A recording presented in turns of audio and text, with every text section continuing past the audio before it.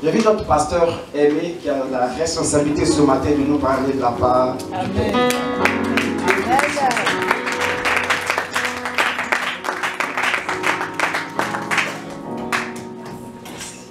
Amen. Amen. Alléluia. Amen. Voilà. Que Dieu vous bénisse. Soyez les bienvenus. Sentez-vous accueillis ce matin dans la maison du Seigneur. Prions le Seigneur. Seigneur, tu es notre Père. Nous te bénissons, nous te louons parce que tu es Dieu. Merci pour le temps que tu nous accordes autour, Seigneur, de ta parole et autour de toi. Plusieurs, Seigneur, ce matin ont choisi d'aller se balader, d'aller se rendre visite. Mais nous avons choisi, Seigneur, de venir auprès de toi. Parce qu'auprès de toi, il y a la vie, auprès de toi, il y a la paix, auprès de toi, Seigneur, il y a la joie. Et il est aussi écrit, Seigneur, un jour dans tes parvis vaut mieux que 1000 ailleurs. Voilà pourquoi, Seigneur, nous sommes là. Et nous te demandons de nous faire du bien, de nous parler, de nous aider, Seigneur, à travers ta parole, de nous bénir et d'illuminer, Seigneur, les yeux de nos cœurs, Seigneur. Prends soin de nous, car tu es notre bon berger. Conduis-nous ce matin vers les eaux paisibles et vers le vert pâturage. Au nom puissant de Jésus de Nazareth, nous avons prié et l'Église répond Amen. Amen. Amen. Amen. Amen. Que Dieu vous bénisse. Ma voix, elle n'est pas très bonne, mais je vais faire des efforts. J'ai la gorge qui est un peu foutue, tout machin, compagnie. Mais on fera l'effort de parler et faites aussi l'effort de m'écouter. Soyez très attentifs. J'ai le chapitre 27, j'aurais besoin de 2 ou 3 lecteurs. Est-ce que 3 lecteurs peuvent m'aider? Voilà, j'ai Letty, j'ai Christian, une troisième. Parce que lire 25 versets, vous divisez chaque verset par 8, par 3. Le premier lit des versets 1er jusqu'au 8, l'autre il commence 9 jusqu'à 16 et l'autre il prend les derniers. Alors on y va. Commence par Letty. Je vais lire au nom du Seigneur. Amen. Isaac devenait vieux et ses yeux s'étaient affaiblis au point qu'il ne voyait plus. Alors il appela son fils aîné Ésaü et lui dit, « Mon fils ?» Il lui répondit, « Me voici. » Isaac dit, « Je suis maintenant âgé et je ne connais pas le jour de ma mort. Prends donc tes armes, tes carquois et ton arc, va dans les champs chasser du gibier pour moi.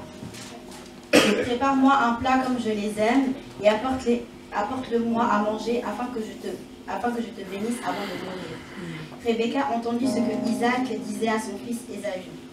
Ésaü s'en alla dans les champs pour chasser du gibier et le rapporter. Quant à Rebecca, elle dit à son fils Jacob, « J'ai entendu ton père dire à ton frère Ésaü, apporte-moi du gibier et prépare-moi un plat que je mangerai. Je te bénirai alors devant l'Éternel avant ma mort. Maintenant, mon fils, écoute-moi et fais ce que je t'ordonne. » Tiens. Va me prendre au troupeau 2 blancs chevreaux. J'en ferai pour ton père un mets comme il aime. Et tu le porteras à manger à ton père, afin qu'il te bénisse avant sa mort. Jacob répondit à sa mère, « Voici Ésaü mon frère, est velu, et je n'ai point de poil. Peut-être mon père touchera-t-il, et je passerai à ses yeux pour un menteur, et je ferai venir sur moi la malédiction et non la bénédiction. » Sa mère lui dit, « Que cette malédiction, mon fils, retombe sur moi. Écoute seulement ma voix et va me les prendre. Pardon. » Jacob alla les prendre et les rapporta à sa mère, qui fit un mets comme son père aimait. Ensuite, Rebecca prit les vêtements d'Ésaü, son fils aîné, le plus beau qui se trouvait à la maison, et les fit mettre à Jacob, son fils cadet. Elle couvrit ses mains de la peau de chevreau et son cou qui était sans poil.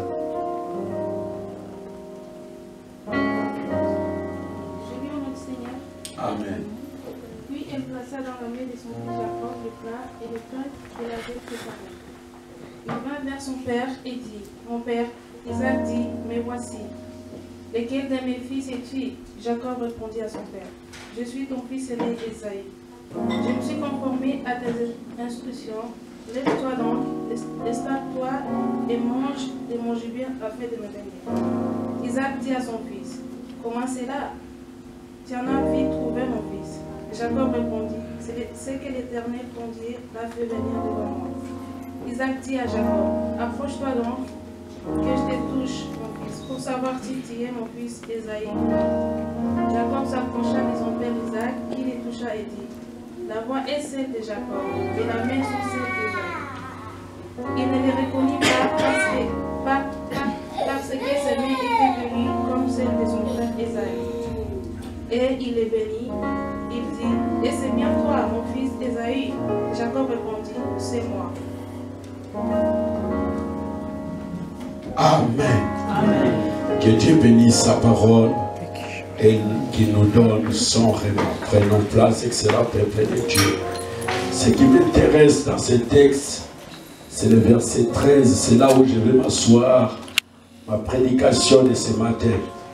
Sa mère lui dit que cette malédiction, mon fils, retombe sur moi. Ce matin, j'intitule ma prédication à cause de Rebecca. À cause de Rebecca. Que cette malédiction que ton père va prononcer tombe sur moi. C'est une dame qui prend la responsabilité. C'est une dame engagée. C'est une dame qui sait, qui connaît ce qui va arriver. Mais c'est une dame de position. Une dame forte. Une dame qui maîtrise la citation. Et une dame qui contrôle et qui gère tout.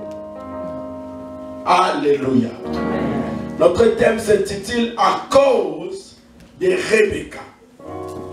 Et on regarde bien ce verset 13. C'est là où on va tout parler. Jacob qui est le fils d'Isaac. Isaac qui est le fils d'Abraham. Jacob c'est le troisième patriarche. Quand on parle des patriarches, on compte Abraham, Isaac et Jacob. Et Jacob qui deviendra Israël. On compte aussi d'autres patriarches comme Noé. On compte aussi d'autres patriarches comme celle qui a été enlevée. 7. Non, je ne parle pas de 7. Enoch. Enoch aussi, des autres écoles théologiques, on le compte aussi parmi les patriarches. Mais gardons un peu l'œil sur Jacob qui est. Mais laissez-moi vous dire bien aimé aussi, nous qui sommes là en tant que parents, ne partez pas sans laisser rien à tes enfants. Est-ce que je peux parler à les parents? Même si les enfants, tu ne peux pas leur donner tous les bonheurs du monde, mais je te dis, il ne faut pas partir un jour sans rien laisser à tes enfants. Laisse quelque chose. Même quand ils travaillent, mets au moins un franc à côté pour tes enfants. Ça leur fera du bien. Est-ce que les parents sont là? Amen. Vos amens ne me convainquent pas. Est-ce que je parle aux parents? Amen. Même quand vous pouvez tout manger, laissez au moins quelque chose à vos enfants. Ils méritent votre argent. Ils méritent aussi d'avoir l'héritage. C'est leur part, c'est leur droit aussi. C'est pour cela que des fois j'aime la loi française. Dans la loi française, l'héritage, on peut monter et descendre, appartient aux enfants. Si vous pouvez citer d'autres personnes à côté, mais on donne toujours priorité aux enfants. Entre parenthèses, regardez ce qui se passe sur l'héritage de Johnny Hallyday. C'est en train de créer des problèmes. Mais je vous dis, il faut laisser quelque chose. Et cet homme vieux, Isaac, avait compris que sa mort approchait et il avait l'envie de laisser quelque chose à ses enfants. Mais le plus grand problème dans cette famille, c'est le problème. Hier, je parlais avec les jeunes des problèmes familiaux. C'est ça le plus grand problème. Ils ont des enfants, mais le papa aime beaucoup Isaïe, les grands frères, et la maman aime beaucoup Les petits. Les petits. Alors que Isaac était vieux, il veut partir, il appelle ses enfants.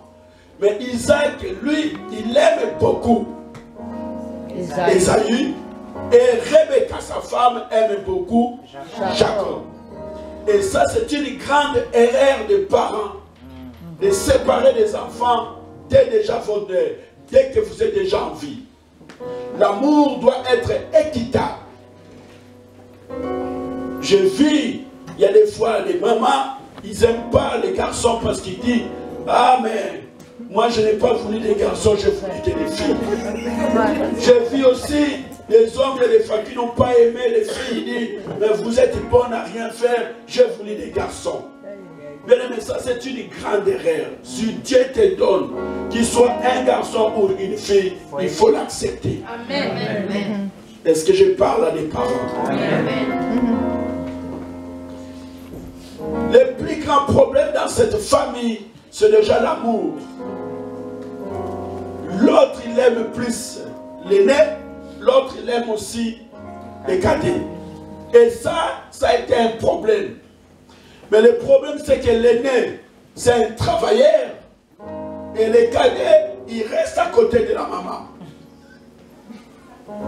Et la maman manigance tout. Vous savez, la force dans une famille, c'est souvent les femmes. Les femmes sont une grande force. Mais quand une femme n'a pas un cœur juste, elle peut créer beaucoup de dégâts. Amen. Beaucoup de dégâts. Et aujourd'hui, je m'adresse aussi à des couples, s'il vous plaît. Soyons sincères l'un avec l'autre. La Bible dit, Marie, aimez vos femmes comme Christ lui-même a aimé l'Église. Et la Bible dit, femmes, soyez soumises à vos maris, comme si vous étiez en train de vous soumettre devant Christ. Tu peux nous parler en langue, tu peux nous crier, tu peux nous faire des jeûnes et prières, des démonstrations de foi, mais quand tu ne respectes pas ton mari, tu es nul devant Dieu. C'est toi, frère. Je savais que je n'attendrais pas beaucoup les amis.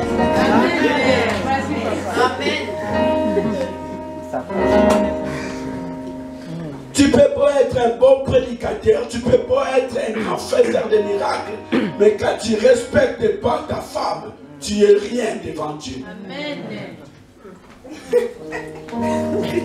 Est-ce que quelqu'un est avec nous? Amen. Dans cette famille, le problème, c'est l'amour que les parents avaient envers leurs enfants. Ça divisait, ça créait des problèmes. On ne pouvait rien reprocher à Jacob, qui faisait rien, toujours à côté de sa maman. Alors que l'autre frère, il se casse la tête dans la forêt à chercher à des fois la nourriture. Mais la maman, elle ne dit rien. Moi, je me souviens, même quand quand Esaü ramenait peut-être un petit gibier, il dit, maman, tu vas préparer ça. Et il dit, moi, j'aimerais bien manger ce côté-là. La maman, elle fait dire, non, les côtés-là, je réserverai pour Jacob. Ah, mais c'est moi qui l'ai tué. C'est pour Jacob. Jacob, il aime beaucoup ça. Et Esaü, il y a des fois, il ne pouvait rien dire parce que Jacob aimait ça et c'est la maman qui fait la distribution. Est-ce que quelqu'un comprend? Amen. Et ce souci-là est resté dans cette famille longtemps. Et la Bible nous dit maintenant, Isaac est devenu vieux. Il est fatigué, il ne voit plus rien. Il ne peut plus vraiment faire grand chose. Mais le voilà à la fin de sa vie. Et il décide maintenant de bénir ses enfants. Parce que la bénédiction que ici les parents laissaient, ce n'était pas seulement l'argent, ce n'était pas seulement les matériels, mais c'était aussi des paroles. La Bible nous dit, la vie et la mort sont au pouvoir de la langue. Je peux prononcer quelque chose sur toi et cela arrivera. Dieu peut dire aussi quelque chose sur toi, arrivera. Et l'homme de Dieu peut prononcer aussi quelque chose sur toi. Bien-aimé, je te dis que ça arrivera. Tu peux douter, tu peux nier cela, mais ça arrivera. Parce que la Bible dit, confiez-vous à l'Éternel, votre Dieu, et confiez-vous à ses serviteurs. J'aime dire ceci. Quelqu'un peut dire de mauvaises choses sur toi. Ça peut peut-être pas te toucher. Mais un homme de Dieu, s'il dit quelque chose sur toi, ça te touchera. J'ai dit, ça te touchera. Et j'aime dire aussi, ton père peut prononcer les mauvaises paroles sur toi. L'homme de Dieu est capable de l'enlever. Mais ce que l'homme de Dieu peut prononcer sur toi, ton père biologique n'a pas le droit de l'enlever. Est-ce que quelqu'un comprend? Amen. Et la bénédiction que Isaac veut laisser à ses enfants, non seulement il a l'argent, il a des vaches, il a des champs, il a des terres, mais c'est aussi la parole prophétique. Il veut prononcer les paroles. Et il appelle maintenant son fils, qu'il aimait beaucoup, Ésaü. Il dit, viens mon fils Ésaü, je sais que tu es un grand chasseur, va me chasser. Cette fois-ci, je ne mangerai pas la cuisine de ta maman. Toi-même, fais ça bien comme tu le fais. Des os bien. Et moi, je vais manger. Après avoir mangé, je te bénirai. Et bien aimé, laisse-moi vous dire, quand Dieu aussi mange bien de ta part, Dieu libère facilement les bénédictions. Je vous ai parlé ici une fois que Dieu aime beaucoup manger du lait, boire du lait et manger du pain.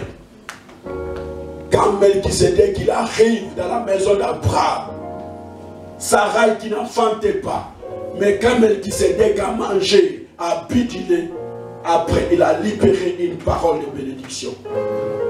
Ayez cette habitude de faire manger Dieu. Ayez cette habitude de donner à Dieu. Plus tu donnes à Dieu, Dieu libère. Souvent c'est ça notre erreur. On veut d'abord recevoir de Dieu pour donner. Mais si on prend l'habitude, on donne à Dieu et Dieu va libérer. Mercredi, j'ai prié pour une personne ici à l'église. Elle m'a dit, papa, j'ai décidé de donner chaque mois la dîme. J'ai donné pendant 3 mois. Mais au bout du 4e mois, j'ai dit, j'ai assez donné à l'église, je ne donnerai plus. Elle a décidé comme ça. Et les mois là, les 4e mois, elle a vu son salaire baisser. Le 5e mois, elle a vu son salaire baisser. Le 6e mois, elle a vu son salaire baisser. Et elle est venue vite, elle m'a dit, papa, tu pries pour moi. J'ai dit, mais pour prier, qu'est-ce que je dois faire? Qu'est-ce que je dois dire à Dieu? On ne peut pas faire des prières comme nous on dit Towa Towa en Angola. On ne peut pas faire des prières Towa comme ça. Qu'est-ce que je dois faire? Il dit, papa, je sais où j'avais ces problèmes. J'ai dit, où? Il dit, je ne donne plus. J'ai dit, je ne prie pas, décide-toi de donner et Dieu va ouvrir. Amen. On n'a pas besoin de prier. On n'est pas des machines à la prière. La Bible est claire et dit, l'obéissance vaut mieux qu'elle est. On n'a pas de machines à prière. J'ai dit, obéis à Dieu et Dieu fera ce qu'il avait commencé de faire. C'est simple comme bonjour. Je ne suis pas là pour lui dire, va gêner, va prier. Pas. Non, commence à obéir et Dieu va faire. Est-ce que quelqu'un comprend? Amen. Ésaü va partir, va préparer. Mais le problème c'est quoi? Quand Ésaü est en train de discuter avec son père, à côté il y a Rebecca. Rebecca, c'est que vous savez, il y a toujours ces gens-là qui aiment écouter derrière les portes. Et ici en Suisse, faites attention. Les gens que moi je travaille beaucoup dans les montagnes. Dans les montagnes, là, les dames, ils sont spécialistes derrière les rideaux. Derrière les rideaux, les dames, là, ils restent toujours. J'ai travaillé à la Douai, vers Orsières. Une dame, elle savait à quelle heure je descendais, à quelle heure je prenais mon train. À l'époque, je n'avais pas la voiture. À quelle heure je prenais mon train, à quelle heure je finissais, quel jour j'avais congé. Mais elle savait tout sur moi. Et moi, je ne savais rien. Parce qu'elle me regardait toujours derrière le rideau.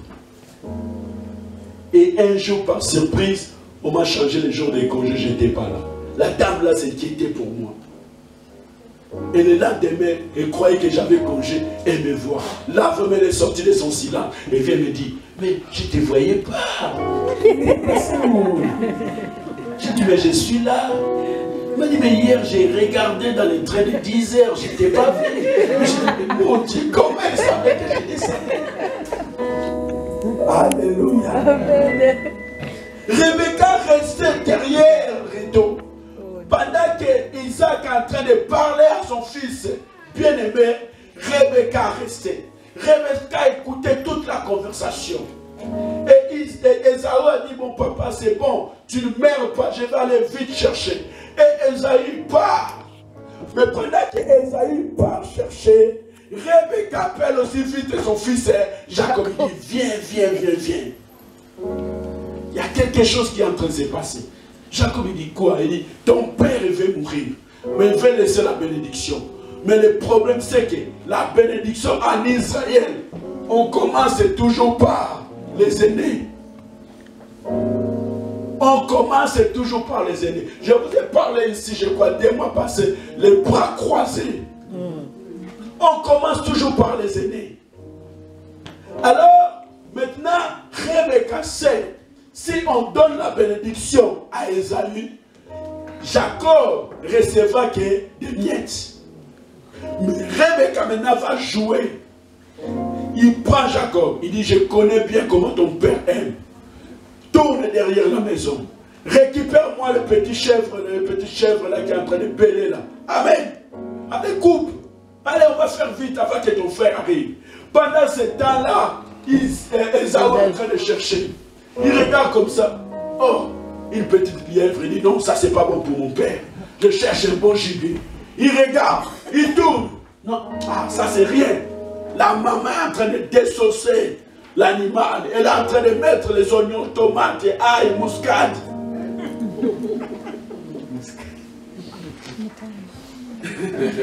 Mais j'ai fait la cuisine, non? Parce que tu donnes envie, c'est ça. On a faim. Il est en train de tout préparer, il est en train de tout mijoter. Bien aimé, pendant ce temps-là, dans la brousse, ils étaient en train de chercher. Et Rebecca a fait à manger. Elle a fait un joli plat. Mais l'histoire ne finit pas là.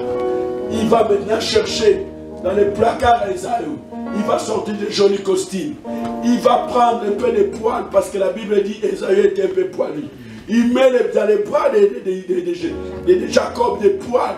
Il prend les habits avec les odeurs de transpiration d'Esaü. Il met tout sur Jacob. Et il dit à Jacob, vas-y auprès maintenant de ton père. Va lui donner à manger. Jacob il dit, mais maman, mais je ne suis pas Esaü. Je ne peux pas aller. Je ne peux pas, je ne suis pas. Écoute maintenant ce que la maman dit. Il dit, ne t'inquiète pas, vas-y. Ton père est devenu aveugle, il ne voit rien. Mais maintenant, Jacob sait que la parole de son père a de l'impact. Est-ce que quelqu'un comprend? Amen. Il dit, mais si mon père, il comprend toutes ces manigances, il va me maudire. Il va me faire du bien. À la place de la bénédiction, j'aurai la malédiction. Mais ce qui m'intéresse, lisez avec moi, les versets 13. Est-ce qu'on peut me les projeter, s'il vous plaît? Ah, il est déjà là, merci. Les versets 13 nous dit. Regarde devant toi ici. Ah, j'ai tellement l'habitude ici, papa. Merci, Jacob. Sa mère lui dit que c'est des malédictions. Jacob, il sait bien que nous sommes en train de tromper le père. Mais si le père découvre ce que nous sommes en train de faire, à la place des bénédictions, bien aimé, il y aura la malédiction. Mais la Bible nous, sa mère lui dit que cette malédiction, mon fils, retombe sur moi. La maman encaisse. Il dit, écoute seulement ma voix et va. Mais une femme qui est en train de sauver la vie de son fils Jacob, une femme qui est en train de changer le cours de l'histoire. D'habitude, c'est l'aîné qui est béni, mais Rebecca est en train de changer de position. J'aimerais dire à une personne ce matin. Ce matin, après ma prédication, on aura un petit temps de prière où on va changer de position.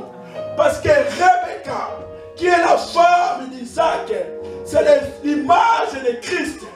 Le Christ, c'est notre Christ. C'est l'image de mère.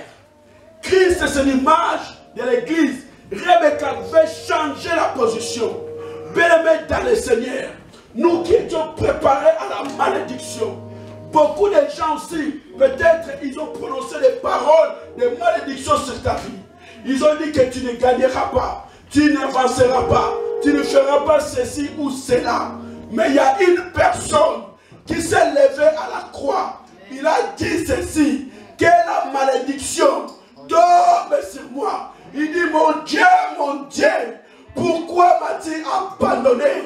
Eli, Eli, lama sabakatani. Quel est le péché? Quel est le problème? Quelle est la maladie? Quelle est la malédiction? Tombe sur moi. Il y a quelqu'un bien-aimé. Et cette personne-là, c'est Jésus-Christ de Nazareth. Jésus a préféré recevoir la malédiction pour que toi et moi qui sommes des Jacob, de recevoir la bénédiction. C'est pour cela que la Bible dit, le châtiment qui nous donne la paix est tombé sur lui. Ce matin, j'aimerais te dire, sois tranquille. Les gens qui ont volé la nuit, qui complotaient sur ta vie, ils vont échouer. Amen. Les gens qui parlent mal de toi, qui croient que tu n'y arriveras pas, que tu ne gagneras pas, que tu ne réussiras pas, que tu as... Bien aimé, ils ont échoué. Amen. Dans leur complot.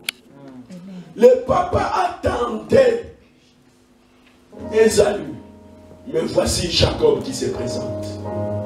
Vous savez, dans l'histoire de la Bible, nous autres là, moi y compris vous, personne d'entre nous ici, personne, écoutez-moi bien, personne d'entre nous comme nous sommes là, personne était appelé par Dieu. Personne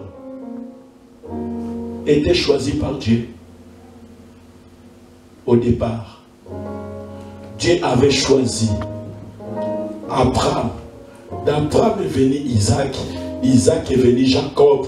Et Jacob est devenu la nation d'Israël. C'est ça la nation que Dieu avait choisie. Le Dieu de la Bible, au départ, ce n'est pas notre Dieu. Est-ce que quelqu'un comprend ça? Le Dieu de la Bible, c'est le Dieu d'Israël. Dieu avait seulement une nation et un peuple.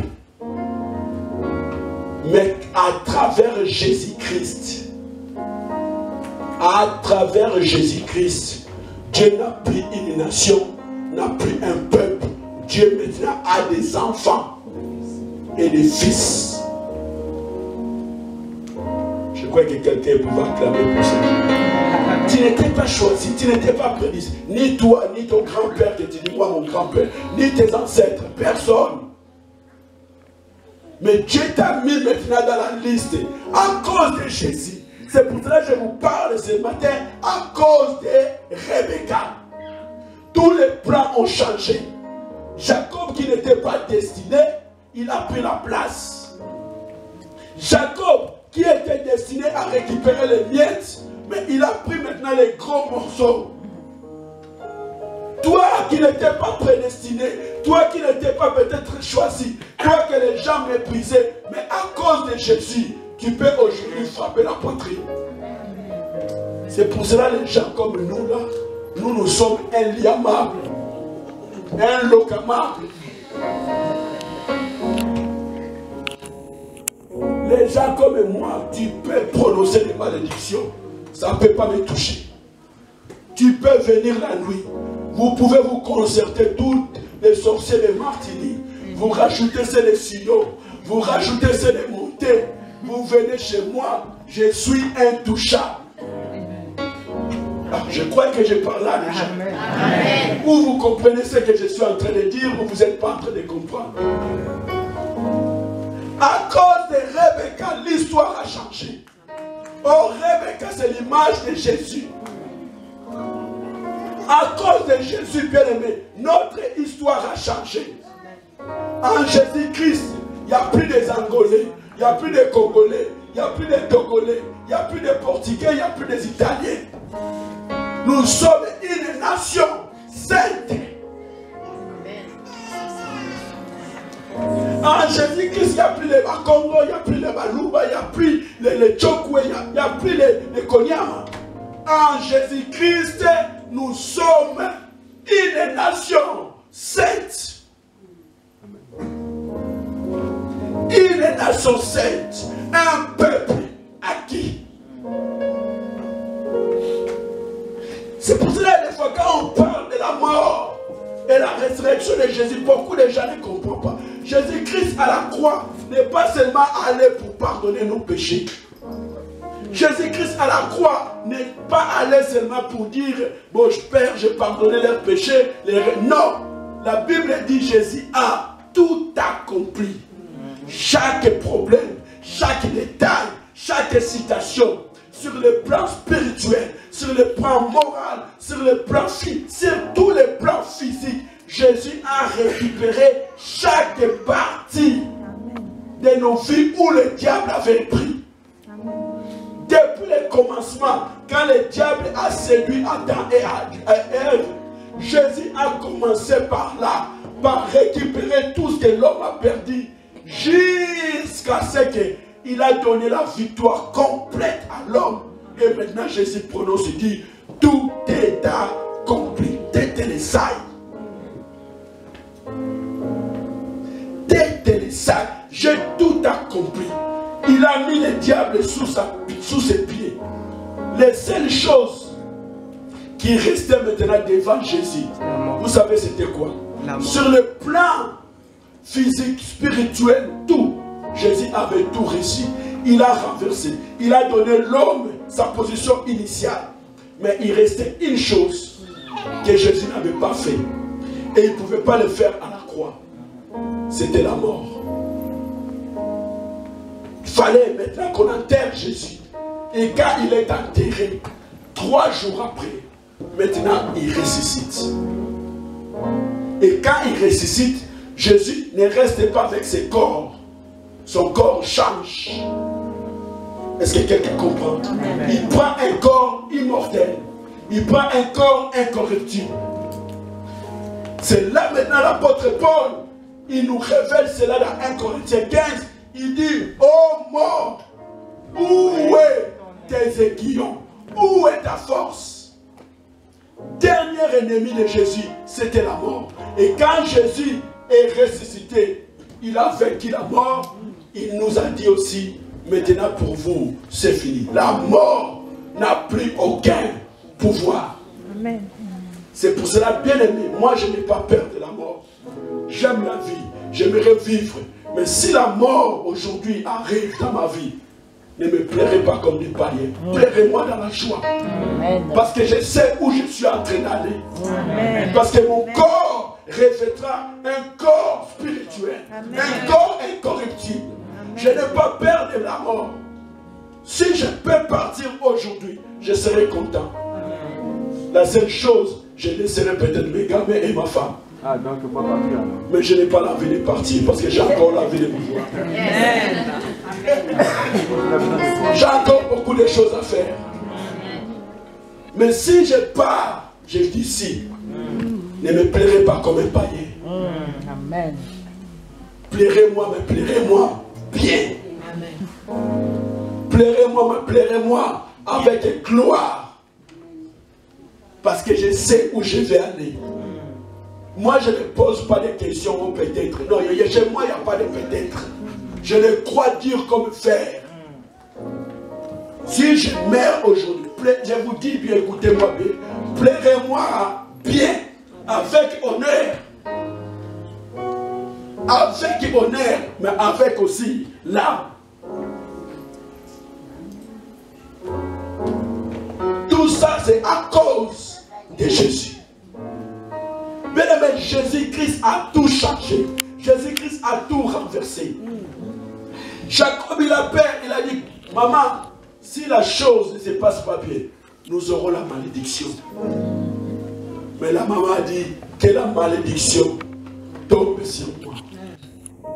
Je voudrais te dire ce matin, quelqu'un a accepté de porter tes problèmes, de porter ta souffrance, de porter tes craintes, de porter tes peurs.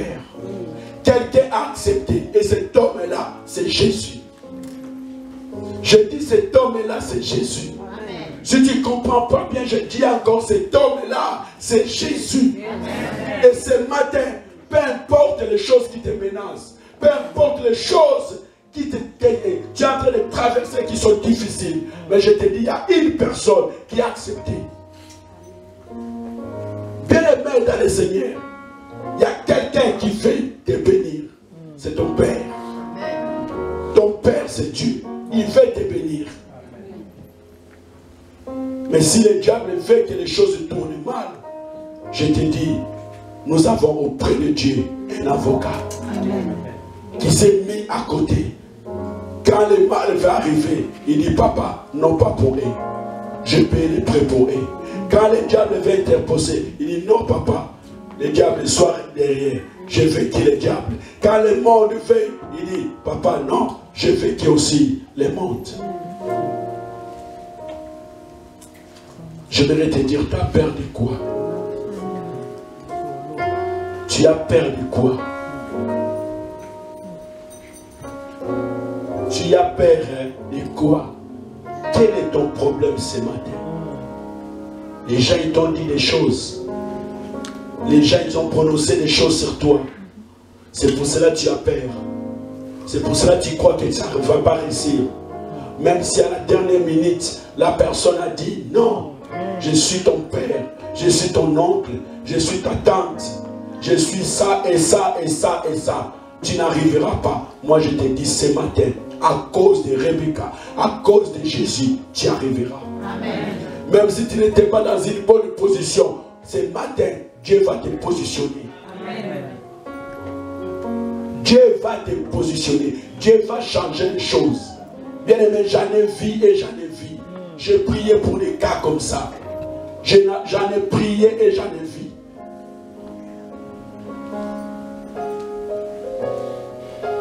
Dernière fois, j'ai prié pour un gars ou un oncle seulement.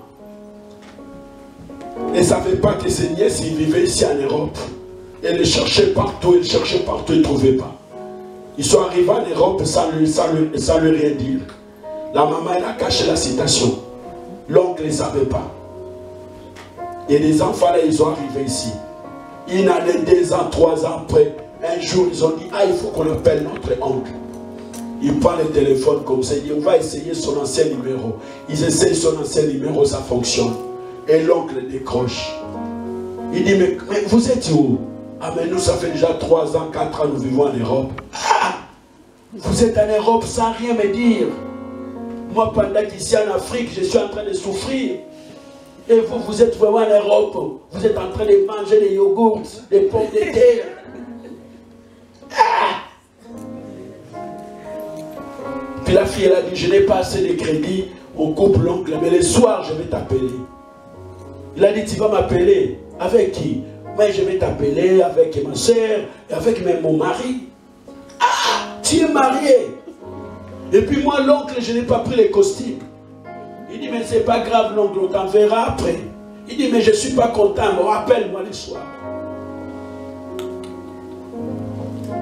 Bien aimé, le soir, le mari est arrivé. La femme, il dit à son mari, on va appeler l'oncle. Mais il n'était pas content parce qu'il n'a pas reçu son costume. Ils ont mangé. La femme, elle a dit, je vais aller me reposer quelques minutes. Elle est partie se reposer vers 18h30, 19h. Elle ne s'est réveillée plus. Je vous dis, elle ne s'est réveillée plus. Elle dort, mais elle ne se réveille pas. La personne qui a dit, je vais aller faire une petite sieste, elle est partie, elle ne s'est réveillée pas. 19h, 20h, 21h, 22h, 22h30. L'homme, elle a dit, c'est pas possible. Ma femme, elle dort, mais là, ce n'est pas. Elle commence à le... Réveille-toi, réveille-toi. Niente. Réveille-toi. Nada. Elle a donné les petits claques. Rien. Elle a pris l'eau froide. Elle verse. Rien. La personne respire, mais elle ne se réveille pas. Je vous dis, la personne elle a commencé à pleurer. Comment je vais faire? Est-ce que j'appelle les médecins? J'appelle. Elle touche comme ça. Sa femme n'est pas chaude. La température normale. Elle touche ici le pouls normal. Mais comment je vais faire? Est-ce que j'appelle l'ambulance? Je fais quoi? Rien. Elle ne sait pas. 23h. 23h20. Je reçois les coups de téléphone. Pasteur, il faut que tu arrives. Qu'est-ce qu'il y a? Viens, papa. J'étais déjà avec mon pyjama tout. Viens, papa. J'enlève le pyjama. Il faut aller. On court. J'arrive. Qu'est-ce qui se passe? Il dit, regarde. Il me fait rentrer dans sa chambre. Il dit, regarde. Ma femme, elle est là. Elle ne bouge plus. Je regarde comme ça. Je vous dis, elle respire. On essaye même de faire ça. Vous savez, soulever un peu comme ça. Les paupières. Rien. Papa, elle est là, elle dort, mais respire. J'ai dit, on fait quoi? Il m'a dit, papa, on fait quoi? On appelle l'ambulance. J'ai dit, d'accord, avant d'appeler l'ambulance, laisse-moi prier. J'ai dit, tu peux prier avec moi, tu as la force, j'ai la force. Alors on va prier. On a commencé à prier. Quand j'ai commencé seulement à prier, la femme, elle commence maintenant à respirer plus fort.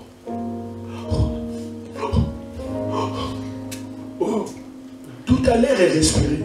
Maintenant, on commence la prière, elle respire encore plus fort. Ah, d'accord. Alors, je comprends la situation. Alors, maintenant, il faut que j'utilise mon autorité. Et je commence à prier. Je commence à chasser. Je dis, allez, on va chasser. C'est un esprit. On y va. On commence à prier. Bien aimé, presque minuit. On oublie qu'on est dans une habitation où il y a beaucoup de voisins. On priait tellement fort. Vous savez, moi, des fois, j'ai prié fort. On priait tellement fort que j'avais peur des voisins. Mais j'ai oublié les voisins. J'ai dit, il faut que cette femme revienne. On a commencé tellement à prier fort. Plus on priait, plus la personne respirait maintenant fort. Respirait fort, respirait fort. Les maris ont arrêté la prière. J'ai dit, t'arrêtez pas, continue. Continue avec moi. On a prié, on a prié, on a prié. Au bout de 10 à 15 minutes, on attend quelqu'un qui saute dans le lit. Oh! Il est revenu comme Undertaker. Oh! Vous connaissez Undertaker? Vous connaissez pas Undertaker? Il est revenu comme Undertaker. Oh! Le mari a tourné parce que j'ai dit, c'est ta femme. N'aie pas peur, c'est ta femme.